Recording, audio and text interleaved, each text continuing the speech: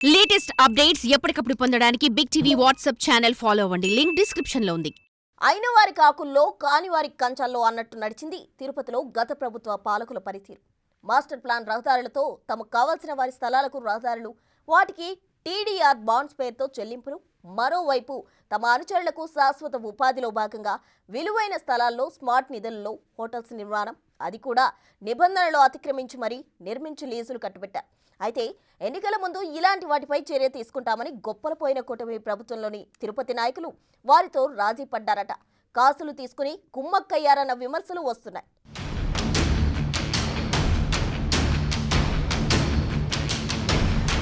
తిరుపతిలోని కపిలతీర్థం సర్కిల్ అత్యంత రద్దీగా ఉండే ప్రదేశం. తిరుమలకు వెళ్లే భక్తులు తిరుపతికి వచ్చి వాహనాలతో పాటు మదనపల్లి, రాయచోటి, అనంతపురం, బెంగళూరు వెళ్లే వాహనాలతో నిరంతరం ట్రాఫిక్ రద్దీగా ఉంటుంది. అక్కడ ట్రాఫిక్ ను నియంత్రించడానికి పోలీసులు అష్టకష్టాలు పడుతుంటారు.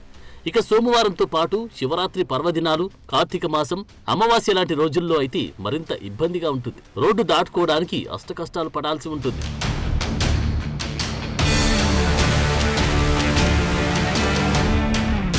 అలాంటి ప్రాంతంలో ప్రభుత్వ స్థలముంటే రహదారి విస్తరణకు ఉపయోగించుకోవాల్సిన అవసరం ఉంది. అయితే గరుడ వారధి దిగిన తర్వాత అక్కడ ఎక్కువగా వ్యాపార అవకాశాలుండడంతో వైసీపీ హయాంలో అక్కడ హోటల్స్ నిర్మించాలని నిర్ణయించుకున్నారు. నగరపాలక సంస్థ అవసరాలకు కేటాయించిన స్థలం కూడా కావడంతో వాటిలో స్మార్ట్ సిటీ నిధులతో నిర్మాణం ప్రారంభించారు.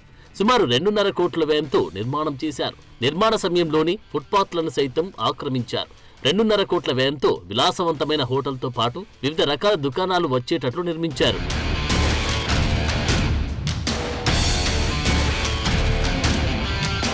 తిరుమలలో తమ వ్యవహారాలు చక్కబెట్టే వ్యక్తికి మాజీ ఎమ్మెల్యే ఆ హోటల్ను కేటాయించారు. నెలకు 2.5 లక్షల అద్దె ప్రాతిపాదికన లీజుకిచ్చారు. నగరపాలక సంస్థ కేటాయించిన స్థలమే కాకుండా పక్కనున్న ఖాళీ స్థలాన్ని ఆక్రమించి నిర్మాణాలు చేసిన అటు నగరపాలక సంస్థ కానీ తుడా కానీ పట్టించుకోలేదు. సామాన్యుడు రహదారి వారిన బైక్ నిలిపితే అడ్డగోలుగా ఫైన్లు వేయడంతో పాటు బైక్ ను స్టేషన్ కు తరలించే పోలీసులు ఆ హోటల్ యాజమాన్యం అడ్డగోలుగా రహదారిని పార్కింగ్ గా మార్చుకున్నా కనీసం పట్టించుకోవడం లేదని విమర్శలు వస్తున్నాయి. గత ప్రభుత్వంలోని ఓ ప్రజాప్రతినిధి ఇందులో వాటాదారుడిగా అప్పట్లో ప్రచారం జరిగింది.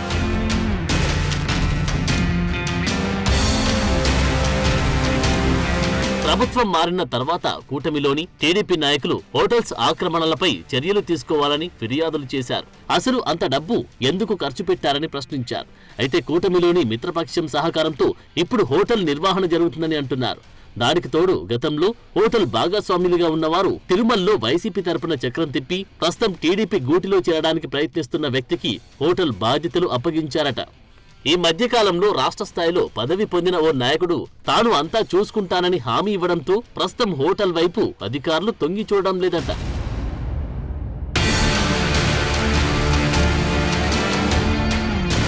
తిరుపతిలో విశాఖ శారదా పీఠాధిపతి అనుమతులు తీసుకున్న దానికంటే ఎక్కువ నిర్మాణాలు చేశాడని అతని లీజులు రద్దు చేశారు. అలాగే ఇక్కడ కూడా జరిగిందని హోటల్ లీజులు రద్దు చేయాలని తెలుగు తమ్ముళ్లు డిమాండ్ చేస్తున్నారు. ముఖ్యంగా తిరుమలకు వెళ్లే టర్నింగ్ లో హోటల్ ఉండడం వల్ల వాహనదారులు అనేక ఇబ్బందులు పడుతున్నారని అంటున్నారు. ఇలాంటి సమయంలో ఇప్పటికైనా కూటమి ప్రభుత్వ పెద్దలు దీనిపై విచారణ నిర్వహించి హోటల్ ఆక్రమణలు తొలగించాలని డిమాండ్ చేస్తున్నారు. ఆదాయం పెంచుకుందామని వైసీపీ నేతలు ఇచ్చిన ఆఫర్ను కూటమి నేతలు అంగీకరించడంతో చర్యలు తీసుకోవడం లేదని కూటమి శ్రేణులు ఆరోపిస్తున్నాయి. ఆ కుమ్మక్కు తతంగం బయటపడితే ప్రజలే బుద్ధి చెప్తారని హెచ్చరిస్తున్నాయి.